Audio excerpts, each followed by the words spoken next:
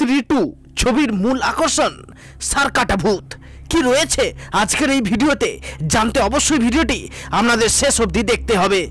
অজানা তথ্য presence FTF চ্যানেলে আপনাদের সকলকে স্বাগত জানাই। স্ত্রী 2 সিনেমা হলে মুক্তি পাওয়ার পর থেকে দর্শক মহলে হই হই ফেলে দিয়েছে শ্রদ্ধা কাপুর রাজকুমার রাওয়ের সিনেমা ভৌতিক কমেডি ফিল্ম। এটি এত সহজে মন জয় করে নিয়েছে দর্শকদের যে বক্স অফিসে একের পর এক রেকর্ড গড়ে তুলেছে ছবিটি। গতবারের মতো এবারেও পুরো ছবিটি একটি ভৌতিক কাহিনীকে কেন্দ্র করে তৈরি হয়েছে। এবার ছবির নায়ক বলা চলে সারকাটা ভূত। সারকাটা অর্থাৎ এটি এমন একটি ভূত যার মাথা নেই, নিজের মাথা হাতে নিয়ে ঘুরে বেড়ায় ভূতটি। ছবির পর্দায় তাকে দেখে একদিকে যেমন ভয় লাগবে তেমনি মজাও লাগবে, এমন ভাবে ছবির কাহিনী সাজিয়েছেন পরিচালক।